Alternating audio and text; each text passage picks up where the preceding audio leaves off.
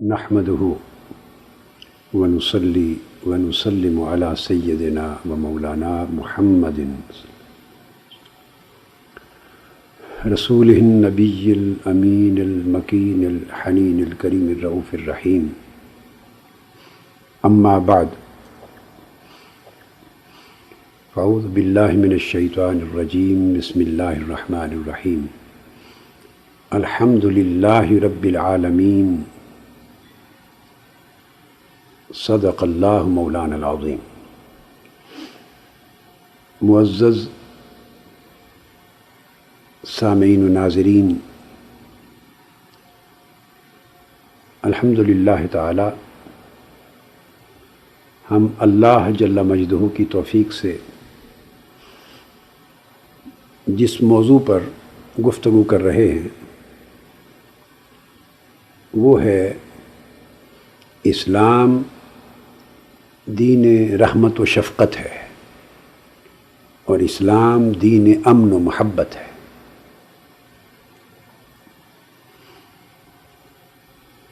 اس ضمن میں ہم نے اپنی گفتگو کا آغاز کیا تھا اسلام کے اور تعلیمات اسلام کے عمومی مزاج سے کہ اللہ رب العزت نے قرآن مجید میں اپنی مبارک صفات میں سے سب سے زیادہ جس صفت کا ذکر اپنی ذات کے لیے اور اپنے اسم ذات کے ساتھ کیا ہے وہ صفت رحمت ہے. تو کثرت کے ساتھ اللہ تبارک و تعالی نے اپنی رحمت کا بیان اپنے اسم ذات کے ساتھ کیا. صرف اللہ تبارک و تعالیٰ کی صفت رحمت کو ظاہر کرنے والے جو اسماء ہیں اور افعال ہیں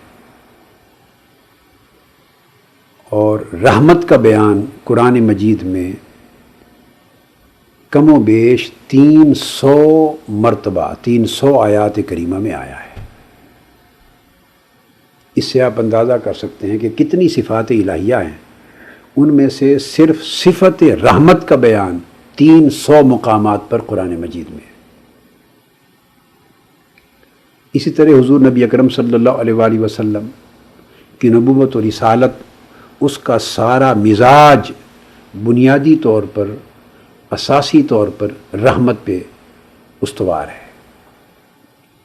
جملہ تعلیمات اسلام کی روح جو بیسک اسپرٹ ہے وہ رحمت ہے، خلق خدا کے لیے شفقت ہے اور امن و محبت ہے. اس طرح تمام احکام شریعت اور قوانین اسلام، ان کی بنیادی روح، ان کے اندر کار فرما بنیادی فلسفہ اور ان کے اندر کار فرما بنیادی تصور، ہر جگہ رحمت، شفقت، نرمی، آسانی، امن و محبت، لوگوں کے لیے سہولت، یہ خوبیاں جو رحمت اور رحمت کے متعلقات ہیں یا رحمت کے مظاہر ہیں، اس پر تمام احکام شریعت اور قوانین اسلام کو قائم کیا گیا. یعنی احکام شریعت کی جو بنیادی تشکیلی اور تاسیسی اصول ہیں، لیجسلیشنل یا لیجسلیٹو پرنسپلز ہیں جو احکام شریعت میں، تمام احکام ان میں سے کسی نہ کسی بنیاد پر استوار ہوتے ہیں اور ہر حکم کا کہ پس منظر میں اس کی بنیادی علت کے طور پہ، اس کے اندر کار فرما روح کے طور پہ، اس کے آبجیکٹو کے طور پہ، اس کے مقصود کے طور پہ، بنیادی طور پر یہی رحمت اور رحمت کے اثرات اور رحمت کے مظاہر ہوتے ہیں. ان میں کہیں قرآن مجید کا ایک بنیادی اصول ہے رفع الحرج یا عدم الحرج. یہ ہے اوائڈنس آف نیرونیس یا ریموول آف نیرونیس، ریموول آف انکنوینئنس. کہیں قرآن مجید کے احکام میں یہ اصول کار فرما ہے جسے کہتے ہیں قلت التکلیف، لیسننگ آف ڈیفیکلٹیز. یعنی لوگ جس سچویشن سے تنگی محسوس کریں اس تنگی کو ریموو کرنا. ہم اس پر تفصیلی بات انشاءاللہ آگے چل کے کریں گے. ابھی میں صرف ٹرمز دے رہا ہوں ایک اجمالی بیان کے لیے. کہیں ایک بندے کی جتنی استطاعت اور طاقت ہے ایک حکم تکلیف شریعت کے حکم کو برداشت کرنے کی، اس سے بڑھ کر اسے مکلف نہ ٹھہرانا، اس سے بڑھ کر اسے رسپانسبل اور لائبل قرار نہ دینا. قلت التکلیف. کہیں حکم آتا ہے قرآن مجید کے جو احکام شریعت میں، اور اس کی اساس اور بنیاد ہوتی ہے استثناء، ایگزمپشن. کہیں قرآن مجید کے احکام میں آپ دیکھتے ہیں نسخ ہے، ریپیلنگ، ایبروگیشن اور ریپیل. کہیں قرآن مجید کے احکام کے باب میں آپ دیکھتے ہیں حتیٰ کہ نزول قرآن اور نزول احکام شریعت کے باب میں تدریج، گریجویلٹی، گریجول ریویلیشن. الغرض جتنے احکام بھی قرآن مجید کے شرعی احکام نازل ہوئے ان ساروں کا اگر احاطہ کیا جائے، جائزہ لیا جائے، تو وہ ان بنیادی اصولوں پر مشتمل ہیں. یہ سارے کے سارے اصول رفع حرج ہو یعنی تنگی کو دور کرنا، قلت تکلیف ہو یعنی بوجھ کو کم کرنا، گریجویلٹی ہو تدریجاً انسان کو مکلف بنانا. یہ خاص طور پہ نزول احکام شریعت اور نزول قرآن کے باب میں یہ اصول پیش نظر رکھا گیا. یا پھر اسی طرح نسخ ہو، ایبروگیشن، اسی طرح استثناء ہو، مریض اور دیگر مسافر اور دیگر مختلف سچویشن میں مبتلا لوگوں کے لیے احکام کو نرم کر دینا. علی حاصل قیاس. تو جب ہم احکام شریعت کا مزاج دیکھتے ہیں تو وہ بھی بنیادی طور پہ رحمت کے تصور پر قائم ہے. پھر اسلام کے تصور کو جب ہم نے دیکھا، اسلام، ایمان اور احسان کے تناظر میں یہ تین ٹرمز ہیں، تو تینوں کی بنیاد ہمیں رحمت، امن، محبت، آشتی، سلامتی، شفقت نظر آئی.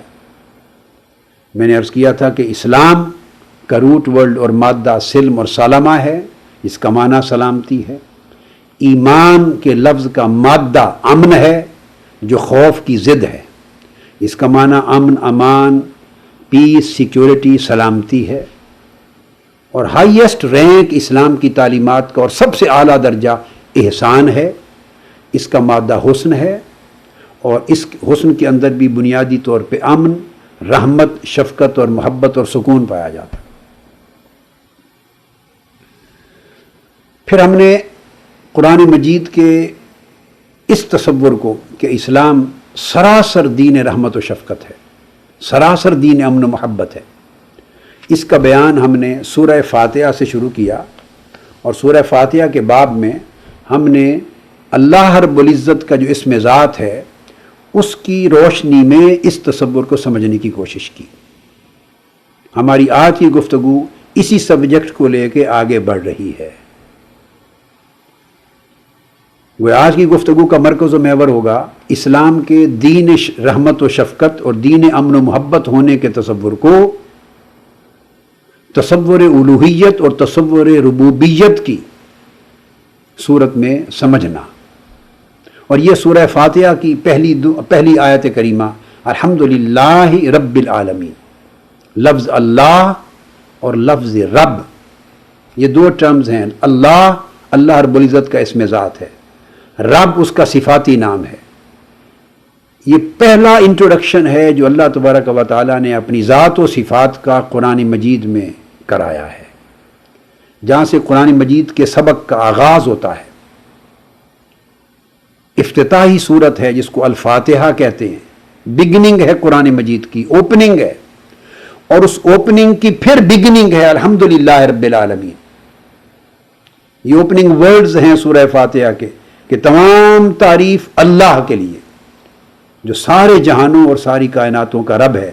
تو ہم لفظ اللہ اور لفظ رب، اللہ سے تصور الوہیت کی بات سمجھ آتی ہے، رب سے تصور ربوبیت اسٹیبلش ہوتا ہے. ہم ان دو اصطلاحات اور ان دو تصورات کی روشنی میں اس مضمون کو آج سمجھنے کی کوشش کریں گے، جس کا ذکر میں نے عنوان گفتگو کے طور پہ کیا کہ ہماری گفتگو کا عنوان ہے کہ اسلام دین رحمت و شفقت ہے اور اسلام دین امن و محبت ہے۔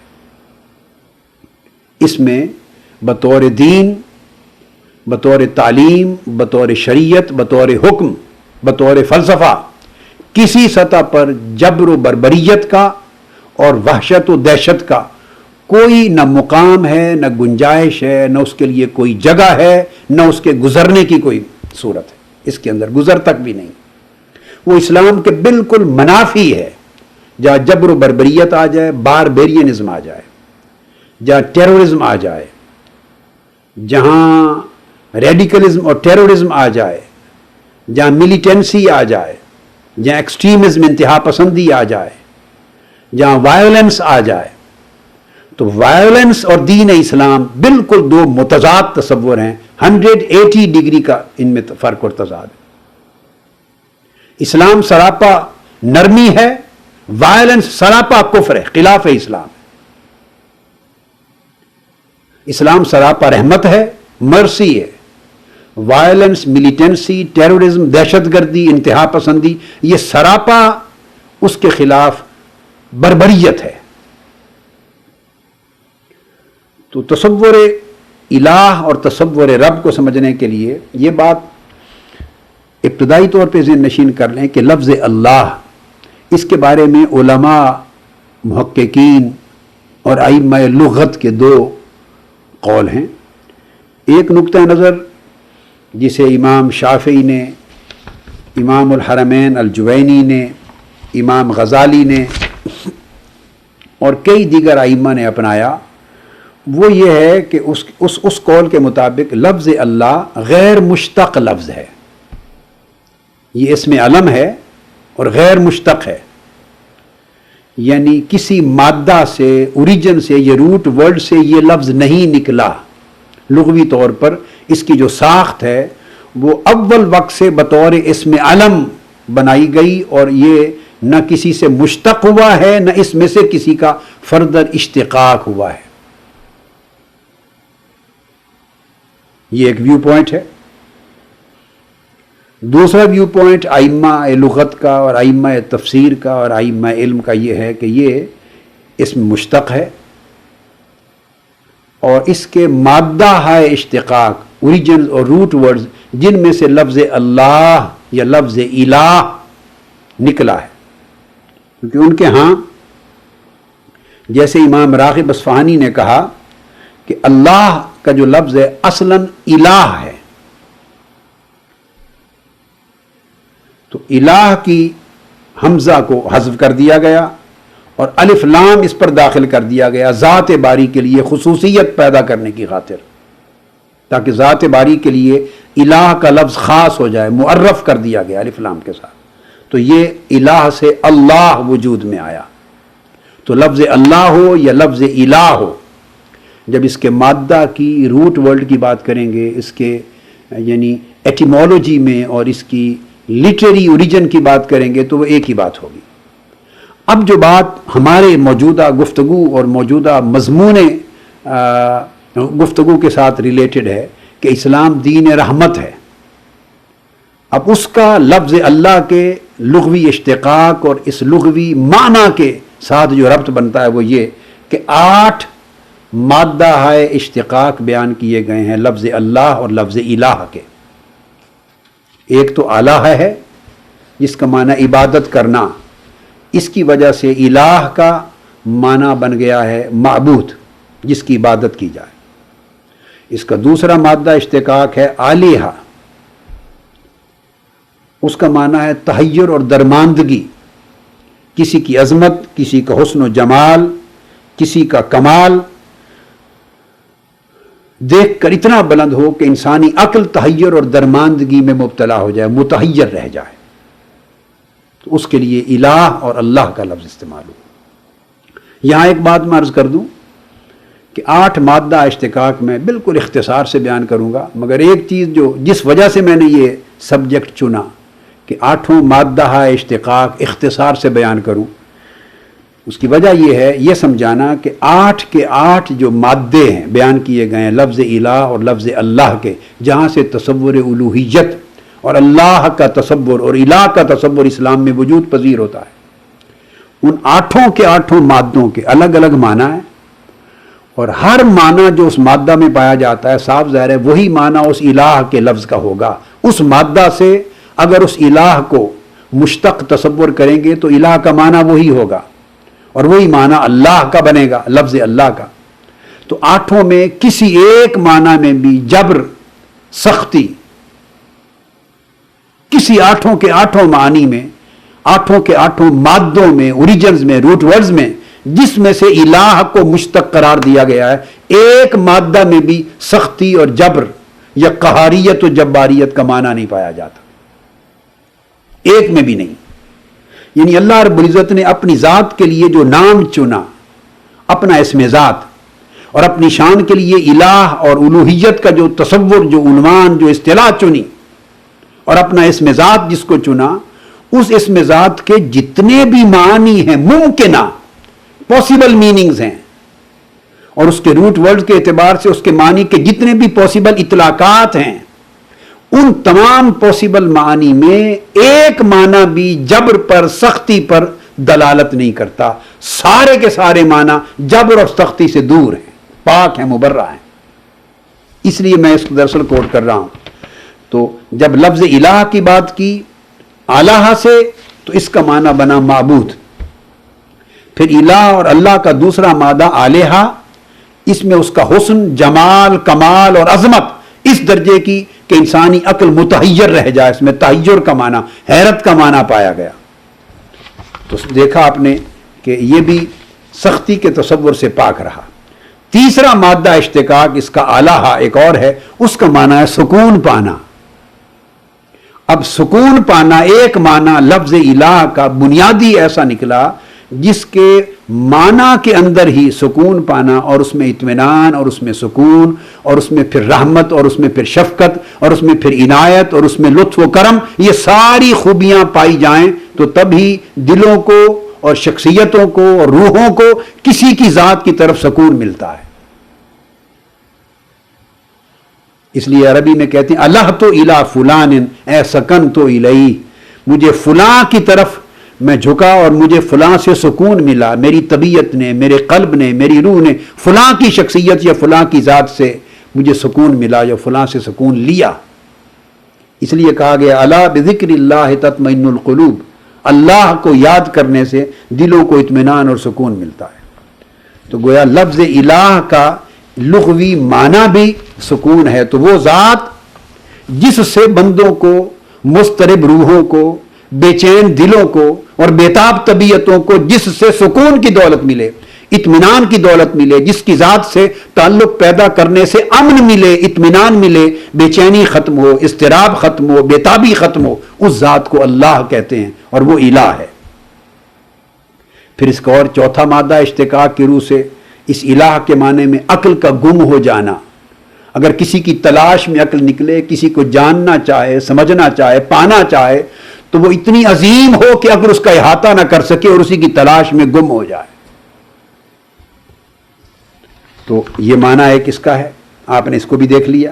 پھر اس کا ایک پانچواں مادہ اشتقاق ہے جس کی روح سے الہ کے معنی میں بلندی اور ارتفاع پایا جاتا ہے۔ لات، بہت بلند کہ ہر شے نیچے رہ جائے، اتنی مرتفع، اتنی بلند، اتنی بالا کہ ہر شے بلند سے بلند تر شے بھی اس کے مقابلے میں پست ہو جائے۔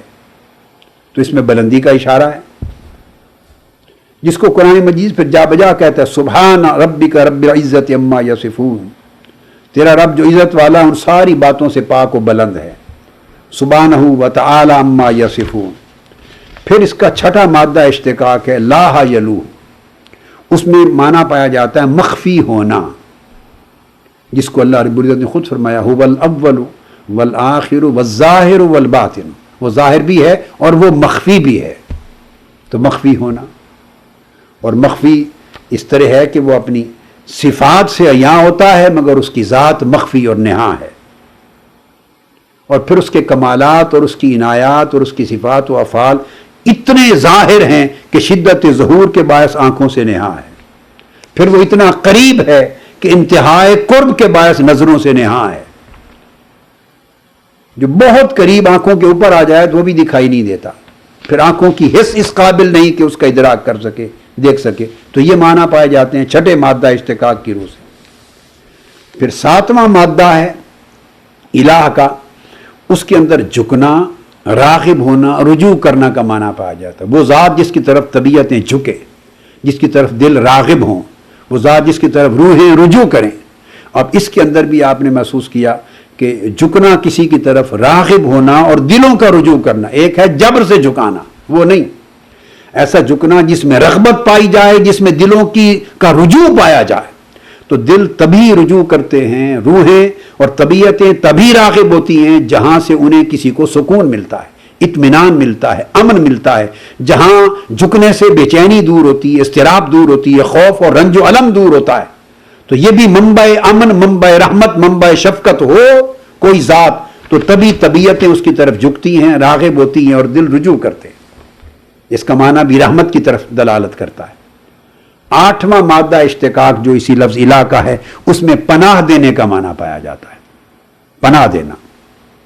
مادہ کے لیے الفاظ آلہا یا آلہا وہی ہیں، اسی سے الہ بنتا ہے، معنی بدلتے چلے جاتے ہیں. کتب لغت میں جب آپ لسان العرب کو اٹھا کے دیکھ لیں، تہذیب اللغہ کو اٹھا کے دیکھ لیں، قاموس کو اٹھا کے دیکھ لیں، الصحاح کو اٹھا کے دیکھ لیں، جتنی بھی لغت عرب کی بڑی کتابیں ساری اٹھائیے تو آپ کو یہ سارے مادہ اشتقاق لفظ الہ اور اللہ کے ملیں گے. اور سارے معنی میں نے ساری کتب کے کل معنی 8 کی تعداد میں جمع کر کے مختصراً آپ کے گوش گزار کر دیے. تو پناہ دینا، اور پناہ دینا خود فعل رحمت ہے. قرآن مجید نے کہا گیا وَهُوَ يُجِيرُ وَلَا يُجَارُ عَلَيْهِ، اور وہ پناہ دیتا ہے اور اس کے خلاف کوئی پناہ نہیں دی جا سکتی. تو وہ پناہ دینے والا ہے. تو پناہ وہی دیتا ہے جو سراسر رحمت ہو، کیونکہ پناہ دینا یہ عمل رحمت کے بغیر نہیں ہوتا. ایک شخص خوف زدہ ہے، پریشان حال ہے، دکھی ہے، اس کو دہشت زدہ ہے، وحشت زدہ ہے، اس کو پناہ دینے کا عمل اس کو اپنے دامن رحمت میں لے لینا، اس کو امن اور سکون عطا کر دینا، اس کو پریشانی، اضطراب اور بے چینی سے محفوظ کر لینا.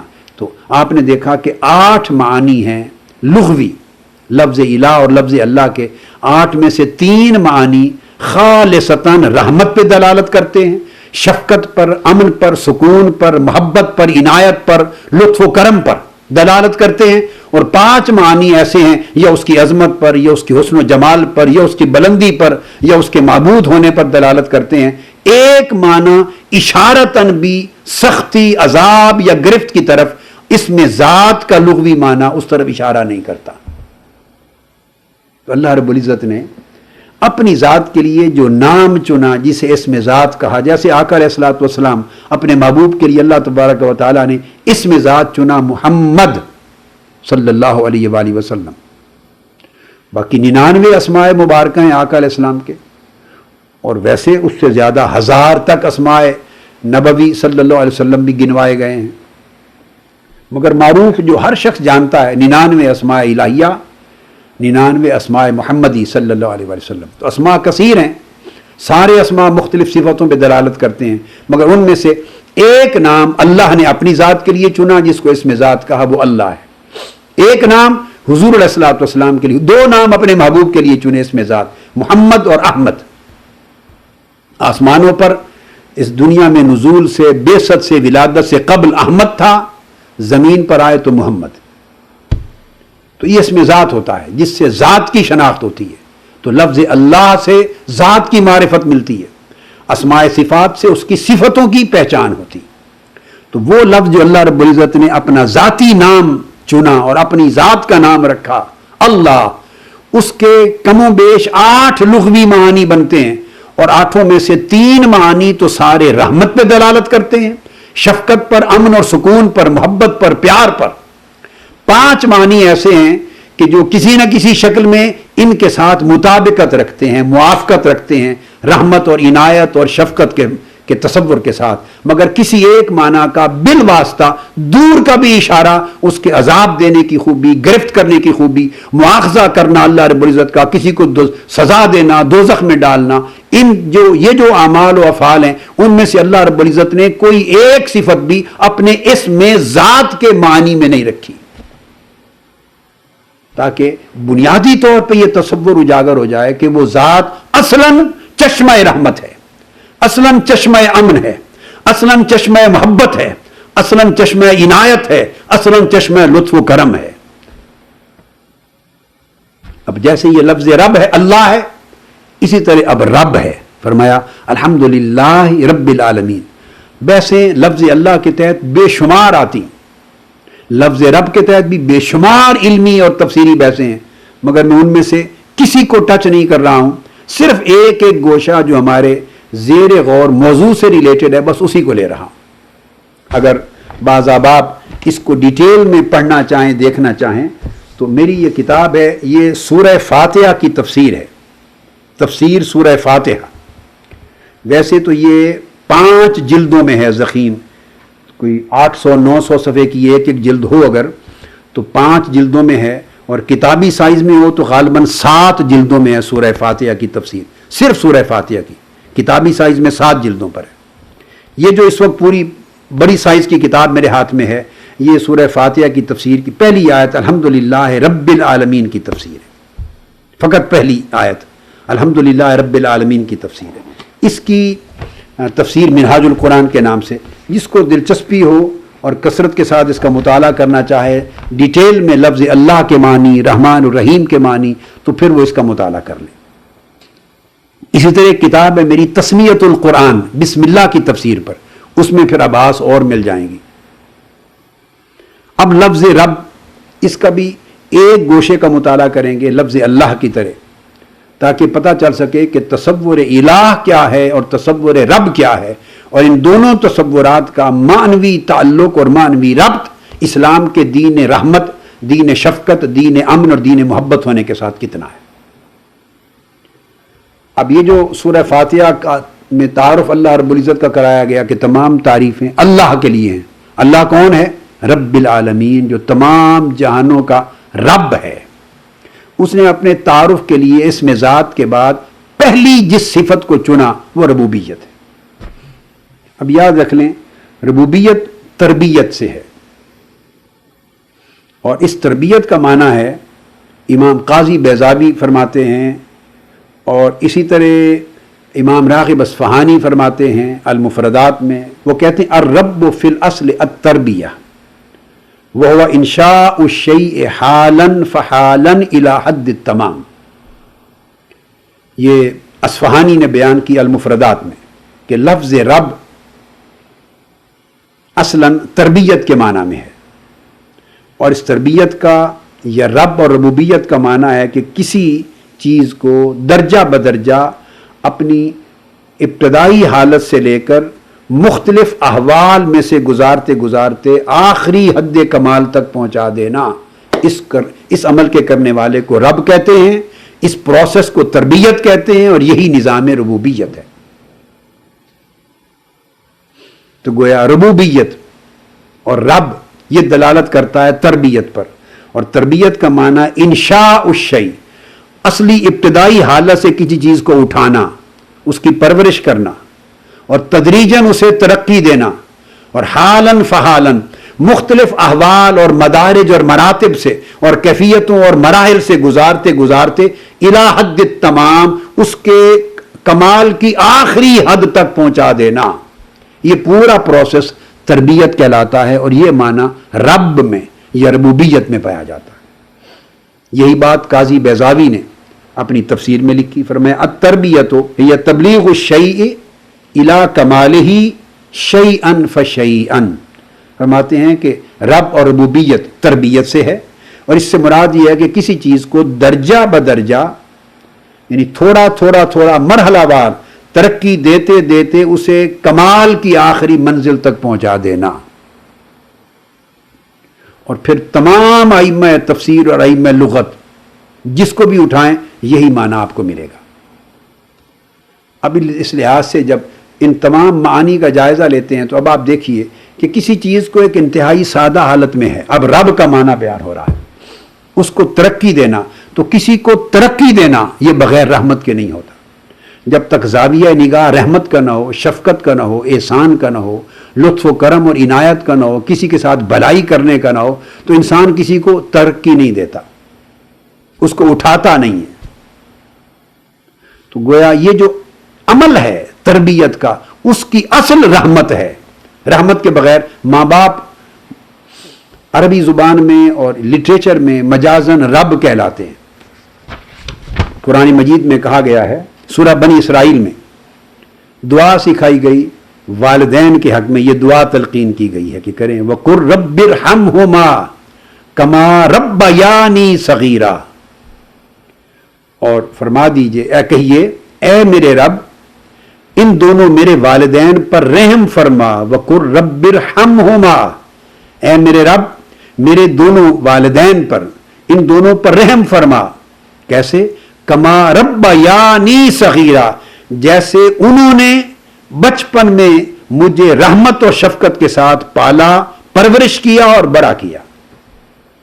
تو یہاں قرآن مجید نے رب کے لفظ کے لیے رب کو پکارا، رحمت اور ربا، ربیانی صغیرا، رحمت اور ربا اور تربیت دونوں کو عین یکدیگر قرار دے دیا ہے۔ یعنی رحمت علت ہے تربیت کی، رحمت وہ مؤثر فیکٹر ہے جس سے تربیت اور پرورش وجود میں آتی ہے، ظہور پذیر ہوتی ہے۔ اگر رحمت نہ ہو ماں باپ میں تو اولاد کی تربیت و پرورش ہی نہ کر سکیں۔ اور ماں کا رول اولاد کی پرورش میں اس لیے زیادہ ہے کہ وہ رحمت کے اعتبار سے باپ سے زیادہ اپنے دل میں ممتا رکھتی ہے۔ اس کی رحمت و شفقت کا جو عنصر ہے اس کی فطرت میں زیادہ رکھا گیا ہے باپ اور دادا کے مقابلے میں۔ تو قرآن مجید نے یعنی یہ بات بڑی طے شدہ ہے کہ تربیت اور پرورش نام ہے، ایک چیز سادہ حالت میں ہے، کمزور حالت میں، نیچے بے بس ہے، بچہ ہے چھوٹا، نہ کھا سکتا ہے، نہ پی سکتا ہے، نہ اپنا دفاع کر سکتا ہے۔ اس کو اگر کوئی ماں سینے سے لگا کے دودھ نہ پلائے تو وہ تو بھوک سے مر جائے گا۔ اب ماں اپنی جان پلا رہی ہے، دے رہی ہے اس کو، اپنے خون سے بنا ہوا دودھ پلا رہی ہے۔ رات کو اگر وہ، اب تو خیر نیپیز ہیں اور پیمپرز وغیرہ آ گئے، مگر ذرا پرانے زمانے میں چلے جائیں جب ہمارا بچپن کا دور تھا تو اس وقت یہ نیپیز اور پیمپرز اتنے زیادہ استعمال میں پاکستان جیسے ملکوں میں نہیں تھے، تو پھر وہ لنگوٹے پہنائے جاتے تھے بچوں کو، کپڑے کے گیلے کر دیتے تھے، رات کو کئی بار گیلے کرتے تھے۔ تو پھر جب بھیگ جاتا تھا بستر تو ماں اس پہ لیٹ جاتی، بچے کو خشک طرف لٹا دیتی، دونوں سمتیں بھیگ جائیں تو بچے کو سینے پہ لٹا دیتی ہے، بستر بدل دیتی۔ ساری رات ماں اپنی نیند قربان کرتی رہتی، اپنا آرام قربان کرتی رہتی ہے بچے کے آرام کے لیے، اسے ٹھنڈک نہ لگ جائے، اسے سردی نہ لگ جائے، وہ بے آرام نہ ہو جائے، وہ بیمار نہ ہو جائے، خود بیمار ہو جاتی ہے، اسے تکلیف، وہ ساری رات بیٹھ کے گزارتی۔ کیوں؟ کیونکہ اس کے اندر اللہ نے رحمت کو منتہائے کمال پہ رکھا ہے، اور ماں کی رحمت کے منتہائے کمال کا نام مامتا ہے۔ یہ مامتا ہے ماں کی جو تربیت کرتی ہے، بچے کی پرورش کرتی ہے، اس کو پالتی ہے اور پالتے پالتے جوان کرتی ہے۔ چھوٹے بچوں کی ابتدائی 2، 4، 5 سال کی عمر تک کے مصائب اور مسائل اور مشکلات اور لمحہ لمحہ بیماریاں، اس کا ذرا جائزہ لیں، اور پھر ماں کی روش دیکھیے اس ماں کے ساتھ کہ جو اس بچے کے ساتھ ابتدائی 4-5 سال، جب تک بچہ اپنا کھانا پینے کے قابل نہیں ہو جاتا، ایون 10 سال کی عمر تک ماں لوک آفٹر کرتی ہے اس کے لباس کو۔ یہ سارا پرورش کا جو عمل ہے، یہ ماں کی مامتا کر رہی ہے پرورش، اور ماں کی مامتا کیا ہے؟ سراسر رحمت ہے۔ اگر یہ رحمت غیر معمولی حد تک ماں کے اندر نہ ہو تو بچوں کی پرورش نہ ہو سکے۔ یہی عالم جانوروں میں ہے۔ اپنے بچوں کو کس طرح جنگل میں باغ کے مختلف خوراک لے آتے ہیں اور بچوں کے منہ میں ڈالتے ہیں، یہی عالم مامتا کی یہ پرندوں میں ہے، اپنی چونچ کے ذریعے ان کو کھلاتے اور ان کے پلاتے۔ تو اللہ رب العزت نے جس کے ذمے بھی اپنی اولاد کا، خواہ وہ انسان ہے، خواہ وہ جانور ہے، خواہ وہ پرندہ ہے، جس کے ذمے بھی پرورش رکھی ہے، تربیت دینا، پرورش رکھی ہے۔ اور یاد رکھ لیں، پرورش، تربیت اسی سے رب ہے جسے گویا اپنی اولاد کے لیے مجازی رب بنایا ہے، مجازی طور پہ تربیت کرنے والا، پرورش کرنے والا، پالنے والا بنایا ہے، اسی کے دل کو اولاد کے لیے رحمت سے بھر دیا۔ اب ماں کا دل اپنی اولاد کے لیے رحمت سے بھر دیا ہے، چونکہ وہ مجازی رب ہے اپنی اولاد کی، رب کی بات جب آتی ہے تو رب چونکہ اولاد سے تو پاک ہے، رب کریم نے اپنے پورے نظام ربوبیت کو اور اپنی ربوبیت کو رحمت سے بھر دیا ہے. کس کے لیے؟ ساری کائنات کے لیے، کل مخلوقات کے لیے. اس میں انسان ہو، حیوان ہو، چرند ہو، پرند ہو، انسانوں میں مسلم ہوں، نان مسلم ہوں، مومن ہوں، کافر ہوں، متقی ہوں، فاسق ہوں، پرہیزگار ہوں، گناہگار ہوں، خدا کے ماننے والے ہوں، انکار کرنے والے ہوں، شرک کرنے والے ہوں. الغرض جس قسم کا بھی انسان ہے، جس قسم کا حیوان ہے، جس قسم کا پرندہ ہے، جن ہے، ملائک ہے، جو عالم خلق کا فرد ہے، مخلوق ہے، چونکہ اللہ کی مخلوق ہے تو اللہ رب العزت کی ربوبیت اس کے لیے معمور ہے رحمت کے ساتھ. ساری ربوبیت رحمت سے بھری ہوئی ہے، کیونکہ اللہ نے اس کی پرورش کرنی ہے. رب العالمین، اس کی تربیت کرنی ہے، ہر شے کو پالنا ہے. اللہ نے کائنات کو پالا، ابتدائی ایک اکائی سے لے کر ایکسپینڈ کرتے کرتے زمین اور آسمان کی پوری کائنات بتا دیا، اور ہم اب بھی اس کو توسیع دیتے چلے جا رہے ہیں، اس کو وسعت عطا کرتے چلے جا رہے ہیں. کائنات کے نظام کو ٹکراؤ سے بچائے رکھا، یہ اس کی رحمت ہے. اس میں جہاں جہاں بھی جس جس خطے میں مخلوق رکھی، اس مخلوق کے پیدا ہونے، جینے، باقی رہنے اور ہر قسم کے نقصان سے بچنے کے ساز و سامان پیدا کی، یہ اس کی رحمت ہے. تو عرض کرنے کا مقصد یہ تھا کہ اللہ رب العزت نے رحمت اور تربیت کو عین یکدیگر مانوی اعتبار سے یا ایک دوسرے کے لیے کہیے لازم و ملزوم، رحمت نہ ہو تو تربیت نہیں ہو سکتی، اور جہاں تربیت ہوگی وہاں لازماً رحمت ہوگی. تو یہ تصور جب رحمت کا دیا تو اس میں تربیت اور ملکیت دو معنی ربوبیت میں یا رب میں پایا جاتے.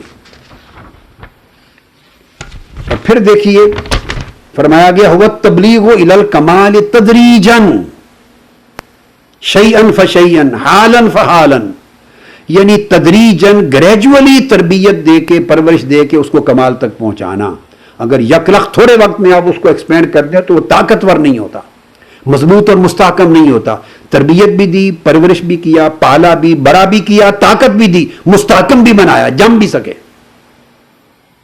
تو سارے تقاضے پرورش کے پورے کرنا، یہ ساری رحمت ہمہ جہت طریق سے جب تک مخلوق کی طرف متوجہ نہ ہو اس وقت تک ربوبیت کا عمل وجود میں نہیں آ سکتا.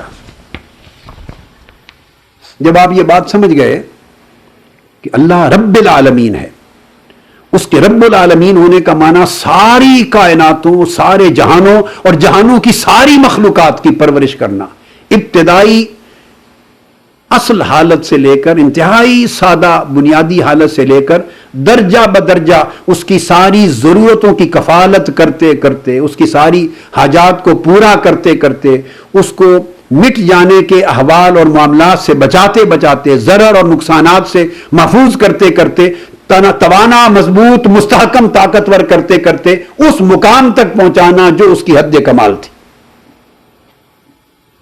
اب جب اس تصور کو سامنے رکھ لیا، اب قرآن مجید کی طرف آئیے، اس کا ذرا مطالعہ کرتے ہیں کہ کس طرح اللہ رب العزت نے فعلاً اپنی نظام تربیت و نظام پرورش میں یا نظام ربوبیت میں رحمت کے مظاہر رکھے. سورہ النمل میں ارشاد فرمایا گیا امن خلق السماوات والارض وانزل لكم من السماء ماء فانبتنا به حدائق ذات بهجة ما كان لكم ان تنبتوا شجرها اإله مع الله بل هم قوم يعدلون. لوگوں بھلا دیکھو تو کس نے آسمان و زمین بنائے؟ تو اللہ رب العزت اپنا تعارف کروا رہا ہے. اور کس نے تمہارے لیے آسمان سے پانی اتارا؟ اب اپنی ربوبیت، اپنے رب ہونے کا تعارف کرواتے ہوئے اللہ رب العزت نے سارے سامان رحمت گنوائے ہیں. اللہ نے اپنی ربوبیت کی شناسائی بھی اپنے افعال رحمت، صفات و افعال رحمت کے ساتھ کروائی کہ اس نے تمہارے لیے آسمان سے پانی اتارا، بارش اتاری، پھر ہم نے اس کے ذریعے تمہاری خاطر پر رونق باغات اگا دیے، اور پر رونق باغات اگائے، ورنہ اس زمین اور بارش کے باوجود یہ تمہارا کام نہ تھا کہ تم اس زمین سے درخت اگا سکتے. ہم نے تمہیں زمین بھی دی، بارش بھی دی، اور پھر پرورش کا سامان مہیا کیا، تم نے باغات اس میں سے بنائے تاکہ اس میں سے پھل کھاؤ، اپنی زندگی کی ضروریات پوری کرو. یہ بات کہہ کر اب کہا الہ مع اللہ، اب بتاؤ کیا اللہ کے سوا کوئی اور خدا بھی ہو سکتا ہے، یا وہی خدا جس نے یہ سب کچھ تمہارے لیے کیا ہے؟ پھر سورہ النمل میں یہ آیت نمبر 60 تھی، اب 61 میں فرمایا امن جعل الارض قرارا وجعل خلالها انہارا وجعل لها رواسي وجعل بين البحرين حاجزا اِلٰہ مع اللہ۔ پھر فرمایا بھلا بتاؤ تو کس نے زمین کو تمہارے لیے جائے قرار بنایا؟ اب آپ دیکھتے آئیے، جہاں اللہ رب العزت اپنے الہ ہونے پر ایمان لانے کی دعوت دے رہا ہے، اپنے الہ معبود ہونے پر، اپنا نظام الوہیت اور نظام ربوبیت مخلوق کے سامنے، منکرین کے سامنے، کفار و مشرکین کے سامنے اور عالم انسانیت کے سامنے پیش کر رہا ہے، تو دیکھیں نا یہ ہے کہ تعارف کس طرح کروا رہا ہے اپنے الہ ہونے کا، اپنے رب ہونے کا، کس طرح اپنی رحمت کی صفات اور افعال کو چن چن کر ہمیں وہ بیان کر رہا ہے جو ہماری سمجھ میں بھی آ سکیں۔ اس سے نقشہ کیا ابھرتا ہے اس کے رب ہونے کا، اس کے الہ کا تصور کیا ذہنوں میں ابھرتا ہے۔ اگر آپ اس مضمون کو اس اینگل سے سنیں تو آپ کے سامنے سمجھ آ جائے گی آپ کو کہ پورا نقشہ جو الہ اور رب کے لیے ذہن میں ابھرتا ہے وہ نقشہ رحمت ہے۔ فرمایا کس نے زمین کو تمہارے لیے قیام اور قرار کی جگہ بنایا، اور کس نے اس کے درمیان تمہارے لیے نہریں بنائیں اور دریا بہائے۔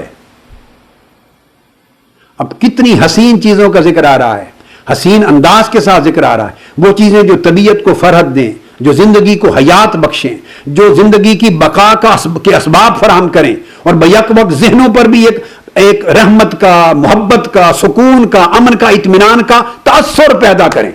ان چیزوں کا ذکر ہو رہا ہے، تاثر بھی رحمت اور امن اور محبت کا پیدا ہو، طبیعت کے اندر سکون اور رغبت اور ایک اطمینان اور بے چینی اور اضطراب کے خاتمے کی کیفیت پیدا ہو۔ بیان بھی ان چیزوں کا کیا، اور کیا بھی رحمت کے تسلسل میں۔ تو کس نے زمین کو تمہارے لیے، دیکھیے نا، جائے قرار بنایا، اور قرار جہاں ٹھہرنے کی جگہ ہے وہاں سکون اور قرار بھی ہے۔ ایک تو تمکن ہے، ٹھہرنا ہے، قیام گاہ بنایا، مگر قیام گاہ کے ساتھ جب قیام گاہ ہے تو اگر تنگ جگہ ہو، پریشان کرنے والی جگہ ہو تو وہ قرار نہیں کہہ سکتے، قیامن کہا جاتا۔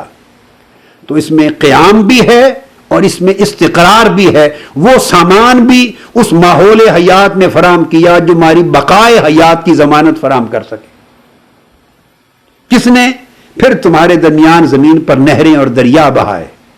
اب آپ نہروں اور دریاؤں کا بہنا، اس سے ایک تاثر میں نفسیاتی طور پہ کہ دل و دماغ پر تاثر ایک سختی کا قائم ہوتا ہے یا لطف و رحمت کا، ایک سکون اور اطمینان کا قائم ہوتا ہے، یہ بے چینی اور اضطراب کا اور خوف و ہراس کا پیدا ہوتا ہے۔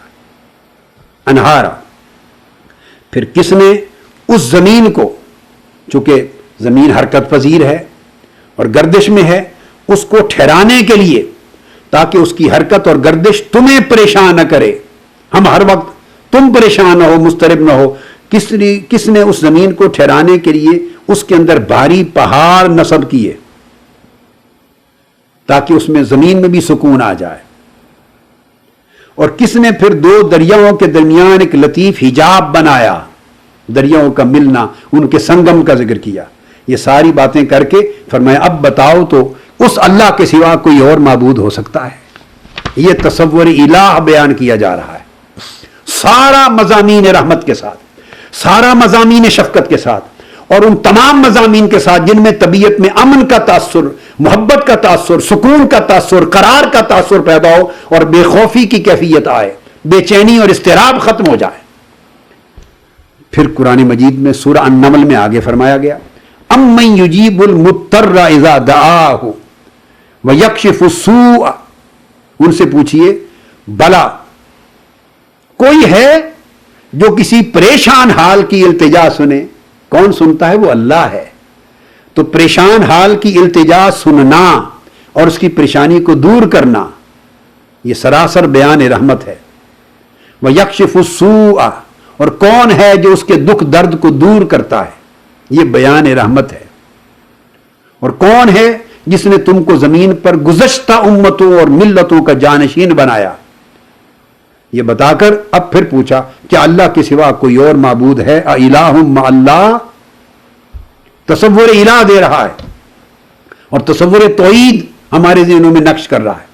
پھر ارشاد فرمایا امن یہدیکم فی ظلمات البر والبحر ومن یرسل الریاح بشرا بین یدی رحمتہ، بھلا کون ہے جو تم کو خشکی اور تری کی تاریکیوں میں راستے بتاتا ہے کہ بھٹک نہ جاؤ، بہک نہ جاؤ، گمراہ نہ ہو جاؤ، اور کون ہے جو اپنی رحمت بارش سے بھی قبل بارش کی رحمت بھیجتا ہے مگر اس سے بھی قبل خوشخبری دینے کے لیے تازہ ٹھنڈی سکون بخش ہواؤں کو بھیجتا ہے.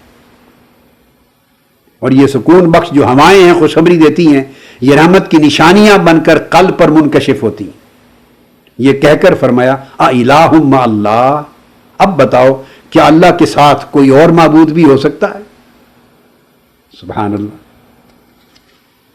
اسی طرح ارشاد فرمایا الم ترى کیف خلق اللہ سبع سماوات طباقا، اے لوگو کیا تم نے نہیں دیکھا، یہ سورہ نوح میں اب تک کا مضمون النمل کا تھا کہ اللہ نے کس طرح 7 آسمان تہ در تہ تب 7 طبقات کی شکل میں بنائے. وجعل القمر فیہن نورا وجعل الشمس سراجا، اور اس میں تمہارے لیے چاند کو چمکنے والا بنایا اور سورج کو روشن چراغ بنایا تاکہ ایک کا نور تمہارے لیے باعث تسکین ہو سکے اور دوسرے کی حرارت تمہارے لیے باعث حیات بنے.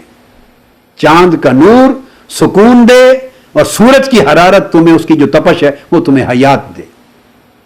اب یہ دیکھیے کس طرح رحمت کے چشمے بیان کر رہا ہے. چاند کو نور سے اور سراج کو بیان کیا سورج کے عنوان کے طور پر. واللہ انبتکم من الارض نباتا، اور اللہ ہی ہے جس نے تم کو زمین میں سے خاص انداز کے ساتھ پیدا کیا، پھر زمین ہی سے تمہاری نشو و نما کی، مٹی سے بنایا، پھر تمہاری غذا بھی اسی زمین میں سے نکالی. یعنی اس طرح تمہاری نشو و نما کا تعلق اس زمین سے جوڑا، تمہاری پیدائش کی زمین سے، تمہاری نشو و نما زمینی جواہر سے کی، پھر تمہاری نشو و نما کی ضروریات زمین سے پیدا کی، تمہاری غذا اور خوراک زمین سے پیدا کی، تمہارے ساتھ تمہارا ایک گہرا ربط زمین سے رکھا. کیوں؟ ثم یعیدکم فیہا، تاکہ جب تمہارا زمانہ اس دنیا میں قیام کا ختم ہو تو تمہیں اسی زمین میں جب واپس پلٹایا جائے، قبر میں رکھا جائے تو بعد از مرگ اسی زمین میں جاؤ جس سے نکلے تھے، جس سے تمہارا سامان حیات پورا ہوا تھا، جس سے تمہیں غذا اور خوراک ملی تھی، جس کی نباتات نے تمہیں زندگی کی فرد دی تھی، تاکہ وہ طبی معانست اور طبی اس کے ساتھ موافقت جو پہلے سے موجود چلی آ رہی تھی اس کے ساتھ جب قبر میں جاؤ تو تم اپنے آپ کو اس جگہ کے ساتھ مانوس پاؤ، تمہیں وحشت نہ لگے، اجنبیت محسوس نہ ہو، ایک لا تعلقی اور اجنبیت میں تم گھبراؤ نہیں. تم سمجھو یہ تو وہی زمین ہے جس میں سے میں نکلا تھا، یہ تو وہی زمین ہے جس میں سے میری نشو و نما ہوئی تھی، یہ تو وہی زمین ہے جس نے مجھے سارا سامان زیست دیا تھا، جس نے میری ساری ضروریات زندگی کی کفالت کی تھی. آج اسی زمین کی گود میں لٹا دیا گیا ہوں. تو اندازہ کریں کس ربط کے ساتھ اصل کا اور مرجع کا، ابتدا اور انتہا کا تعلق جوڑا ہے تاکہ تمہیں سکون اور معانست ہو. وہ یخرجکم اخراجا، پھر تمہیں اسی میں سے ہی اٹھایا جائے گا. پھر فرمایا اور جب تم زمین میں رہے واللہ جعل لکم الارض بساطا، تو یہ اللہ ہی ہے جس نے زمین کو تمہارے لیے فرش بنا دیا، تمہاری جولان گاہ بنا دی. لتسلکوا منہا سبلا فجاجا، تاکہ تم زندگی کے ہر شعبہ اور ہر منزل میں اس کی کشادہ راہوں پہ چلو اور اپنی منزلوں کو پہنچا کرو. اب یہ قرآن مجید نے پورا مضمون اللہ کی الوہیت اور ربوبیت کا بیان کیا، مگر مضمون کی ایک ایک کڑی بالواسطہ یا بلا واسطہ اس کی رحمت کے مضمون کا بیان کر رہی ہے، آئینہ دار ہے، اس کی مخلوق پر شفقت کی عکاس ہے، مخلوق پر اس کے لطف و کرم کا بیان کرنے والی ہے. یہ انداز ہے اس کے بیان کا. پھر قرآن مجید میں ارشاد فرمایا اللہ رب العزت نے سورہ عباسہ میں فرمایا فَلْيَنْظُرِ الْإِنسَانُ إِلَىٰ طَعَامِهِ، بس انسان کو چاہیے کہ اپنی غذا کی طرف غور کرے، وہ کیسے پیدا ہوتی ہے. اَنَّا صَبَبْنَا الْمَاءَ صَبًّا، بے شک ہم نے ہی خوب پانی برسایا ہے. اب جب پانی کا تصور بار بار اللہ رب العزت لاتے ہیں تو آپ ایک نفسیاتی طور پہ جائزہ لینا. جب پانی کی بات ہوتی ہے تو اس سے کیا تاثر ابھرتے ہیں فوری، جیسے پیاس کے بجھنے کا تاثر ابھرتا ہے، ٹھنڈک کا تاثر ابھرتا ہے، سکون کا تاثر ابھرتا ہے، صفائی، نظافت، پاکیزگی کا تاثر ابھرتا ہے. تو بار بار پانی کا ذکر کرتے ہیں اور پھر اس پانی کے ساتھ جوڑا، فرمایا وجعلنا من الماء کل شیء حی، وہ پانی جس کا نام سن کر بھی تم اپنے ذہن میں نفسیاتی طور پہ ایک خوبصورت تاثر پیدا کرتے ہو، جو تمہیں امن دیتا ہے، جو تمہیں سکون دیتا ہے، جو تمہارے قلب اور باطن اور ذہن کی حالت کے اندر ایک اضطراب کو ختم کرتا ہے اور ایک اطمینان دیتا ہے، اس پانی کے ساتھ تمہارا تعلق کیا؟ ابھی پہلے مٹی کی بات کی تھی نا، اس سے پہلے زمین کے ساتھ. اب فرمایا کہ انسان کی اور ساری ہر جاندار اور صاحب حیات شے کی زندگی کی ابتدا بھی ہم نے پانی سے کی. یعنی دکھانا مقصود یہ تھا کہ جس لفظ اور جس شے کے نام سے یا جس کے تصور سے تأثر بھی رحمت کا، امن کا، سکون کا، طہارت کا، نظافت کا، ٹھنڈک کا، ایک سیرابی کا پیدا ہوتا ہے، جو ایک امپیکٹ دیتا ہے سکون کا انسان کی طبیعت پر، اسی کو مبدأ حیات بنایا گیا ہے، اسی کو اصل حیات بنایا گیا، جہاں سے زندگی کی نشو و نما ہوئی. پھر فرمایا ثم شققنا الارض شقا، پھر ہم نے زمین کو جا بجا تمہارے لیے پھاڑا ہے، پھاڑ دیا، تاکہ فانبتنا فیہا حبا، پھر ہم نے اسی میں سے غلہ پیدا کیا. زمین کو پھاڑا، اس میں سے غلہ پیدا کیا. پھر فرمایا وعنبا وقضبا، اور پھر انگور پیدا کیے، ترکاریاں اور سبزیاں پیدا کی، وزیتونا ونخلا، اور پھر زیتون اس میں سے پیدا کیے، پھر کھجوریں پیدا کی، وحدائق غلبا، اور گنجان باغات پیدا کیے زمین کو پھاڑ پھاڑ کر، پھر اس میں سے طرح طرح کے پھل تمہیں عطا کیے، وفاکہۃ وابا، طرح طرح کے میوے نکالے، اور گھاس سرسبز و شاداب گھاس کو پیدا کیا، تاکہ تم جدھر نگاہ اٹھاؤ تو لہلہاتے ہوئے کھیت تمہاری نگاہوں کو ایک سکون دے دیں. جدھر نگاہ اٹھاؤ ایک مخملی، ایک کارپٹ کی طرح، قالین کی طرح سبز گھاس تمہیں ایک طبیعت کے اندر ایک سکون پیدا کرے. جدھر دیکھو کہیں باغات نظر آئیں، کبھی طرح طرح کے خوبصورت رنگا رنگ پھل نظر آئیں، کہیں پھول نظر آئیں، کہیں کھانے کی چیزیں نظر آئیں، کہیں خوراک نظر آئے، تو زمین کو پھاڑ کے ہم نے اس کے بدلے میں یہ خوبصورتیاں پیدا کر دی، جو آنکھوں کو ایک لذت نظر بھی دیتے ہیں، قلب و روح کو ایک کیفیت باطن بھی دیتے ہیں، سکون دل بھی دیتے ہیں، اور حیات بھی دیتے ہیں زندگی کو، اور زندگی کی حیات کو بقا بھی دیتے ہیں، چونکہ اس کا سامان بھی انہی میں ہے. متاع لکم ولانعامکم، اور پھر تمہاری زندگی کا سارا سامان بھی اس میں سے نکالا، اور تمہارے مویشیوں جو تمہارے کام کاج آتے ہیں ان کے لیے ضروریات زندگی بھی اسی میں سے پیدا کی. اب آپ دیکھیے کہ اللہ تبارک و تعالیٰ اپنی الوہیت اور ربوبیت کا بیان فرما رہے ہیں، اور سارا تذکرہ اپنی مضامین رحمت کے ساتھ ہے، مضامین شفقت کے ساتھ ہے. پوری کی پوری ربوبیت کا بیان، ہر جگہ لطف و کرم، انعام و احسان، نرمی، شفقت، عنایت، جس سے تاثر پیدا ہوتا ہے صرف امن کا، سکون کا، محبت کا، اطمینان کا. یہ پورے مضامین ہیں. پھر اس طرح ارشاد فرمایا آگے سورہ النحل میں ایک اور مقام پر، واللہ انزل من السماء ماء فاحیا به الارض بعد موتها، اور اللہ نے آسمان سے میہ برسایا، بارش برسائی، پھر اس نے اس زمین کو اس کے مردہ ہو جانے کے بعد پھر زندہ کیا. تو فرمایا کہ سننے والوں کے لیے اس میں بڑی نشانیاں ہیں. تو موت کو حیات سے بدل دینا یہ پھر رحمت ہے. اور پھر فرمایا وَإِنَّ لَكُمْ فِي الْأَنْعَامِ لَعِبْرَةً نُسْقِيكُمْ مِمَّا فِي بُطُونِهِ مِنْ بَيْنِ فَرْثٍ وَدَمٍ لَبَنًا خَالِصًا سَائِغًا لِلشَّارِبِينَ. پھر تمہارے لیے چوپاؤں میں بھی، مویشیوں میں بھی بڑا سبق ہے، اور وہ زندہ ہیں مگر تمہارے فائدے کے لیے. ان کے پیٹ میں سے فرمایا ہم نے خالص دودھ نکالا ہے. تم تو دیکھتے تھے نا خون کو، گوبر کو کہ پیٹ میں یہ ہیں، مگر اس میں سے ہم نے خالص دودھ نکالا ہے، پاک، جو تمہیں پلاتے ہیں، جو تمہاری زندگی کا، تمہاری صحت کا، طاقت کا باعث بنتا ہے.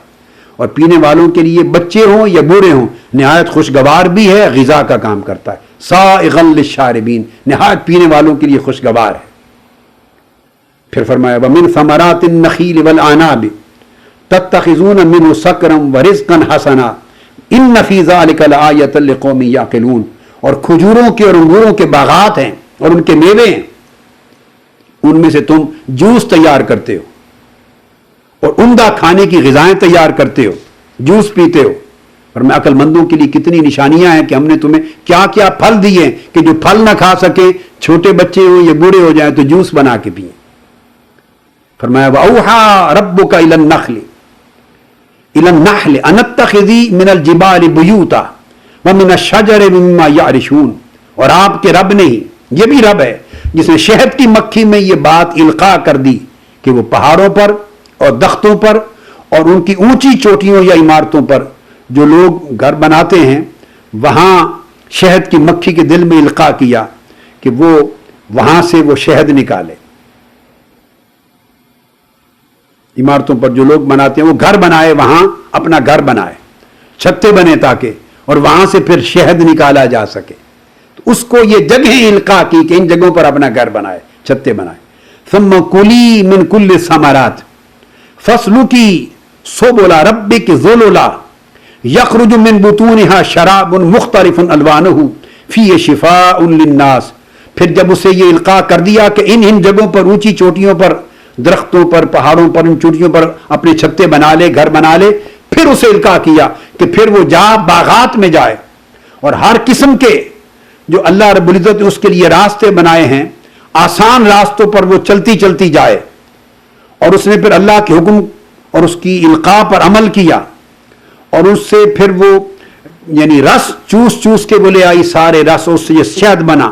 فرمایا کہ اس کے بطن سے پینے کی وہ چیز، شہد کی بات کی جا رہی ہے، ارشاد بجا لائی اللہ کے حکم پر، وہ رس چوس کے لے آئی، اور پھر اس کے بطن سے وہ پینے کی چیز نکلتی ہے جس کے رنگ مختلف ہیں، یعنی شہد، اور فائدے میں وہ یکساں ہے، اور وہ تم غذا کے طور پہ استعمال کرتے ہو، اور خود اس کے اندر شفا بھی ہے بہت ساری امراض کی۔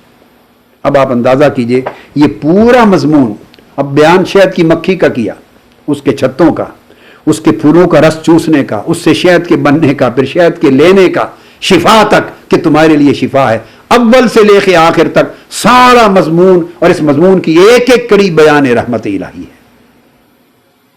آج کی گفتگو یہاں پہ ختم کرتے ہیں۔ تو آج کی بات کا خلاصہ یہ ہوا کہ اللہ رب العزت کے جس طرح لفظ اللہ کے معنی میں رحمت اور شفقت ہے، اس طرح لفظ رب کے معنی میں رحمت اور شفقت ہے، پرورش کی وجہ سے، اور پھر اس کے نظام ربوبیت میں سارا کا سارا بیان رحمت ہے۔ اور قرآن مجید نے جہاں بھی اس کے اللہ ہونے اور اس کے رب ہونے کے لیے دعوت دی ہے کہ لوگ اس پر ایمان لائیں، اور اس کی ربوبیت اور اس کی الوہیت پر ایمان لانے کی دعوت دی ہے، اور اپنی ربوبیت کی نشانیاں بیان کی ہیں، اپنی الوہیت اور ربوبیت کے مظاہر بیان کیے ہیں، اور اس کی عظمتیں بیان کی ہیں، تو ساری جگہوں پر اللہ رب العزت نے اس کا بیان مضمون رحمت کے ساتھ معمور کر دیا ہے، یہ اسٹیبلش کرنے کے لیے کہ ربوبیت اللہ رب العزت کی ساری سراسر رحمت ہے۔ انشاءاللہ تعالی اسی مضمون کو اگلی نشست میں ہم جاری رکھیں گے۔ وما علینا الا البلاغ۔ شیخ الاسلام ڈاکٹر محمد طاہر القادری کے آفیشیل یوٹیوب چینل کو سبسکرائب کریں اور بیل آئیکن کلک کریں۔